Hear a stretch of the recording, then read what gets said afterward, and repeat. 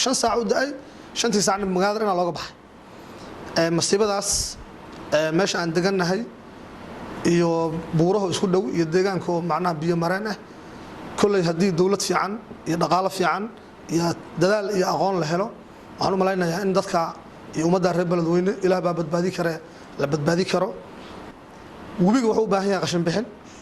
kiliyaasha waxay u baahan yihiin qashin bixin dadka qashinka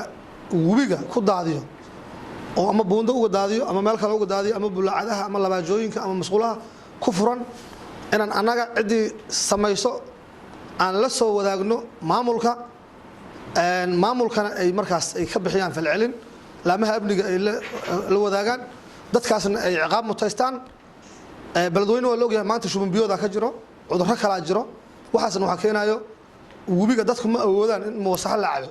ama biyo safaysan in la cabo dadku ma wada awoodo biyaha webiga oo ay saxaro ku socoto kaadi ku socoto labaajo ay ku socotaa la cabaa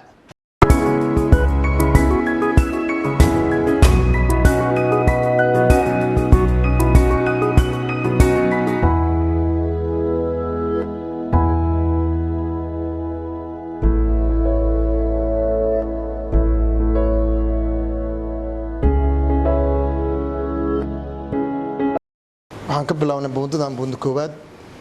koowaad aaday u dayacneed waa biyina weliba ku jiraan waan ka sii tagnay xagga iyo keligii waraabaale iyo keligan oo buunda koowaad may isku xarayaan aan aadnay waqti fogna waa ugu dambaysay wadanka wax laga qabtana waa ugu dambaysay waxay iska noqdeen biyo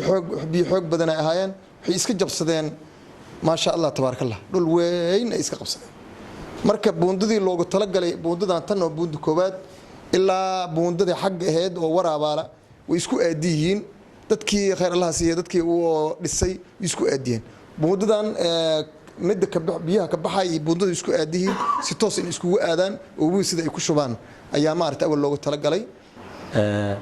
muhiim ay noo tahay anaga reer beledweyne ma haystaan ceel riig ah hal mid oo hadda la qoday oo dad ganacsato ah oo muxsiniin ay qodeen ayaa ka jira inta kale ceelalka beledweyne biyaha laga caawaa 3 kilomitir halkii 3 kilo intaas ay qodan yihiin masquulaha iyo webigu way isku furan yihiin beledweyne kama jira ceel riig oo sax ah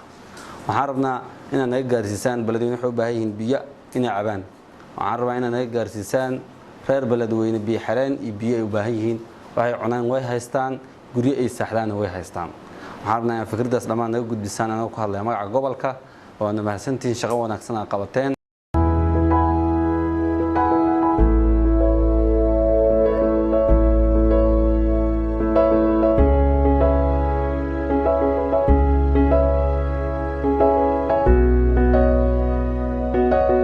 aad iyo aad ayaad u mahadsantihiin shirkii wuu noo dhammaaday dabcan wuu noo qabsoomay waxaanan uga warbixinaynay tiimkii muddada 3 maalmood ahaa shaqaynayay shaqadiisu ahayd in xal ay u raadiyaan degmada beledweyne fatahaadda ku soo laalaabatay ee dhibaatooyinka waaweyn u geysatay fatahaaddaas oo in muddaha ku soo laalaabatay gaar ahaan 3 sano ugu dambeeyay naf iyo dhaqaale iyo hanti far badan lagu waayay